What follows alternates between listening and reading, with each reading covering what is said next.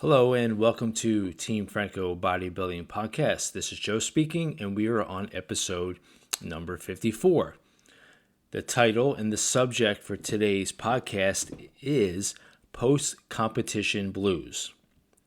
What is it, and how can I avoid it, are just a few things I'm going to talk about. Some of you out there who are listeners and they have competed, you may know exactly what I'm going to be talking about.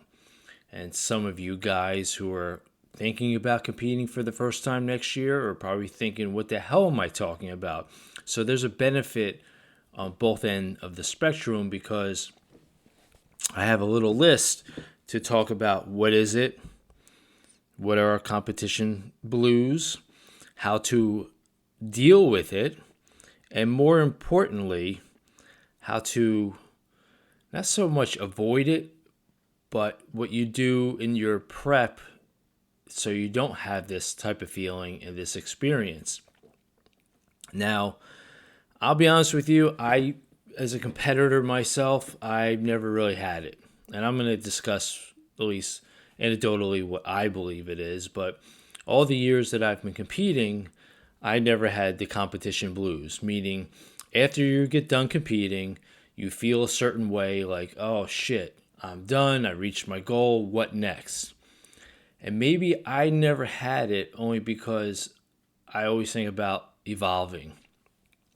And I'm gonna go into greater detail about how to deal with it and use myself as an example. But I also say that not too many of my clients, I believe, have it, and I think I like to take some credit. It's because the way that I coach them, teach them flexibility and balance, and again, I'm going to talk about that because that's a way of avoiding it. But more so, over the years, being a coach for so many years now, over 20 for physique competitors, I will have people reach out to me. They may even compete in my show or another show or whatever. They may even have another coach, and they're like, Joe, I need help. I rebounded. I am depressed because I don't have that goal. So I really do believe it's the approach. All right, so your question is, what is post-competition blues? And basically, and I understand it. I mean, I respect the fact. So you set out this goal, this life-changing goal to change your physique through dieting, working out, consistency, having that structure in your life that you've never really had before. You do it for 3, 4, 5, 6 months, what have you, a good portion of the year, and you reach that goal. But then as soon as that goal is reached and you celebrate by being on stage and looking great and all the accolades of just people noticing your hard work, but then the next day comes, you're like, now what? What else is left? That is the competition blues, because people will get down. They'll get depressed because they reached this goal that they probably didn't think they would reach. They had all this structure with parts of their lives and their lifestyle they never had. It's a high. It's something that you can rely on because day in and day out, you're following your diet, your workouts, you're seeing your body change. It's all clicking. You have that competition day, but then you're like, all right, that's it.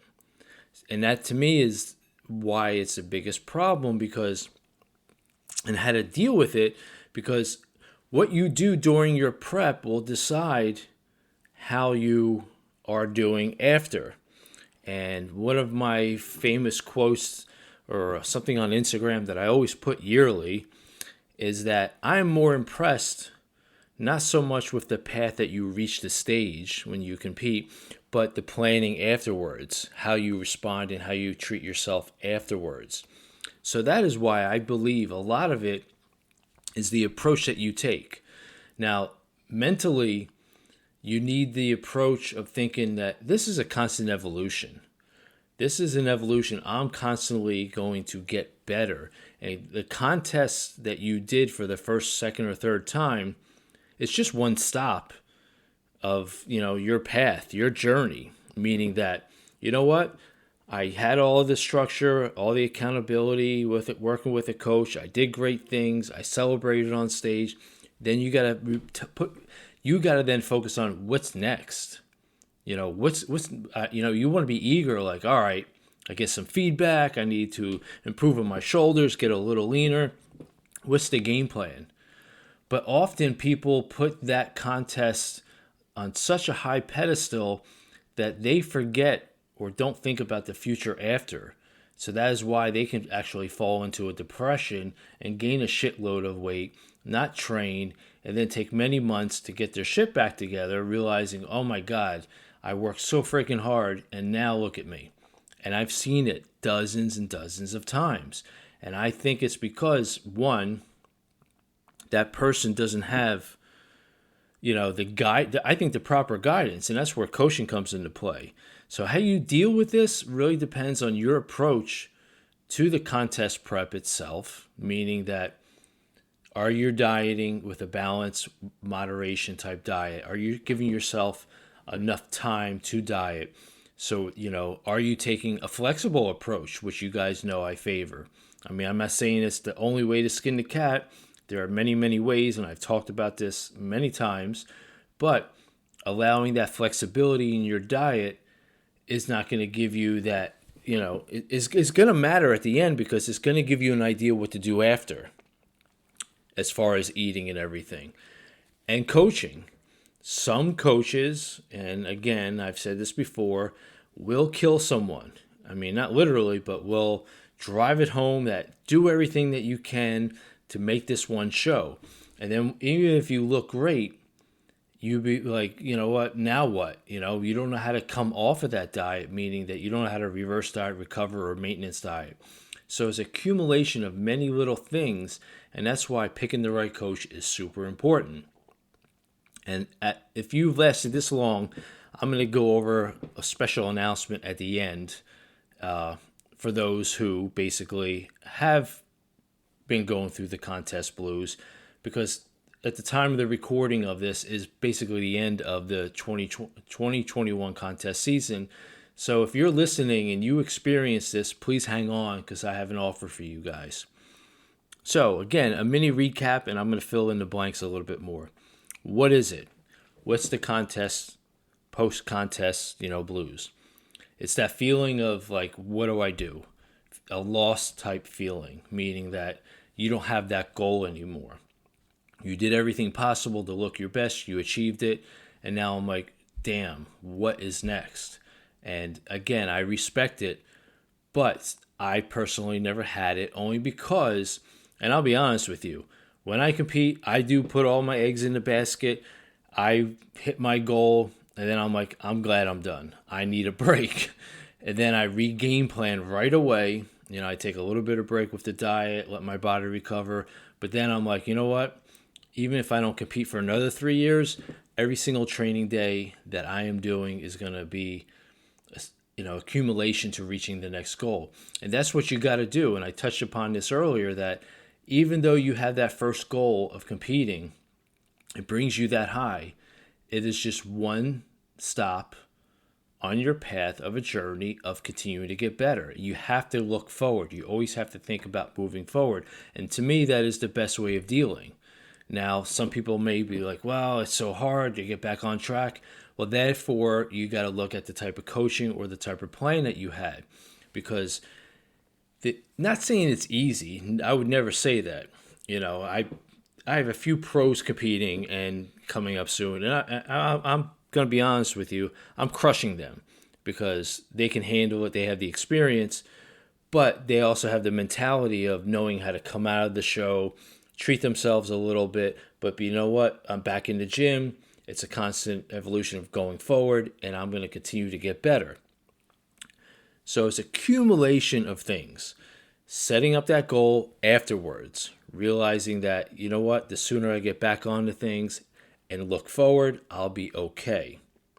It's the type of coaching philosophy that you may be under right now, where it's an all or nothing type attitude, even though it may work, but is it going to help you after the time that you compete? Now, I'm going to reference, there's a few podcasts that I did way back when, and I really, couple of my podcasts that are basically the most listened to, and I would highly suggest for you to take a listen. And I'm going to look on my site right now to see what numbers they are so you don't have to go paging through all of them. So just give me a quick second. I didn't write this down, unfortunately. So, podcast number 10 is Diet Exit Plan.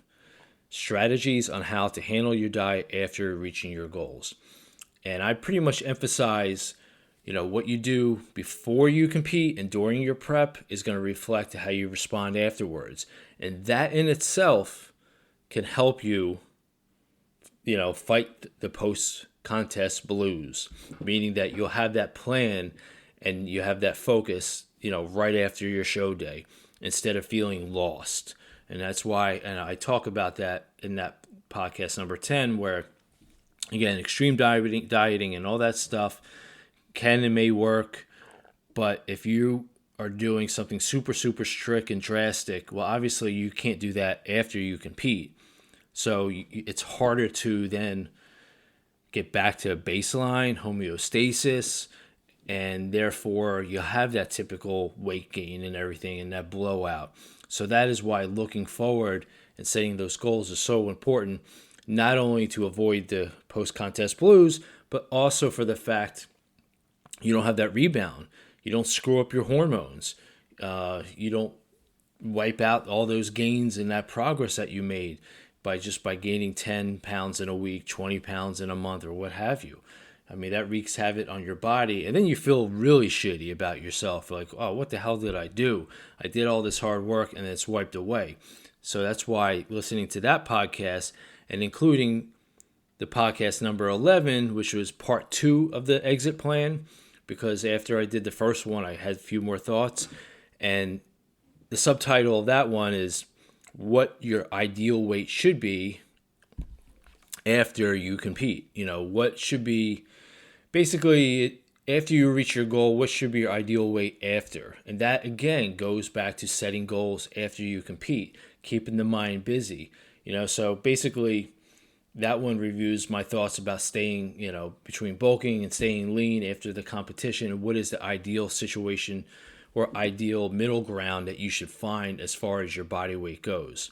And I talk about that in percentages and all types of stuff. So that one to me can be super beneficial. So listen to podcast number 10 and 11 about exit plan. So if you just competed and it was your first time and you're struggling, obviously I'm hoping you're listening to this one and you're hanging in there, but listen to podcast number 10 and 11 about exit plan. Because if you're competing for the first time in the spring, this will help set you up, so therefore have the flexible and the balance of the diet, but also looking forward after you compete, having that goal of continuing to get better so you don't have the blues. I mean, even with some of my clients, I do see it, where they get so excited. Like I've talked about before, competing is an awesome experience. I think everyone should try it, no matter where you are, in your life, age, or how much weight you have to lose.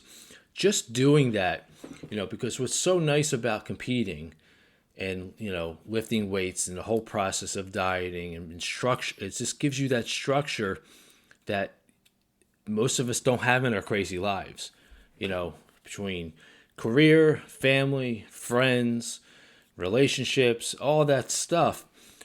I've always used to say is that, diet and exercise on a whole is something that you can control no matter what's going on, no matter how much life stuff is being thrown at you. You have the control. So besides looking great and changing your physique and improving your health, why not take that step to compete? But if you do it in a responsible manner with the proper guidance, you are basically going to be seamless, after you compete, and then realize, what? I reached a goal. What's next? And that's where good coaching comes into play. And what you do before the contest really comes into play. So that to me is what's covering the contest blues. Again, it may happen. no matter as good and well you plan ahead and how, nice your diet was and how everything went, because, it is sometimes a letdown because, you have that control and then all of a sudden it's gone. But all the little tips and cues that I gave from the start of this podcast is something that you want to plan out. Plan out for after you compete for the first time or the second time or the third or what have you, because that to me is going to help you get through that show and avoid any letdown, per se, or feeling like what's next, or I don't know what else to do. So it's something that's been on my mind, and I thought it was apropos just because the end of the contest season is approaching. But also this type of information, if you're listening to this in 6 months, is something that can be very useful to you and your goals and game planning to compete. So I think I'm going to wrap this one up. But before I do, if you are a competitor, not working with me, and you are struggling right now, or meaning that you competed within the last couple of months or this year, or still finding, a hard time to get back on track, I want you to email me, because I'm going to offer you something that can help you get going as far as, getting back on track. I want to be able to offer you a coaching, perspective. So all you have to do is email me. If you fall into this category and you feel the need of getting that extra help, please email me at fitfranco@verizon.net. Any questions or concerns, again, email me. If you're interested in coaching, posing, anything bodybuilding related or health and fitness, again, reach out to me, guys. I'm hoping this podcast has been helpful. If you find it helpful, I would appreciate if you can share it on any social media platform, only because my job and my goal as a coach is to help as many people as possible, and that's why I do these podcasts. I try to keep it honest, keep it real, not to blow shit, just straight up to the point. So I'll talk to you guys soon. Take care and thanks.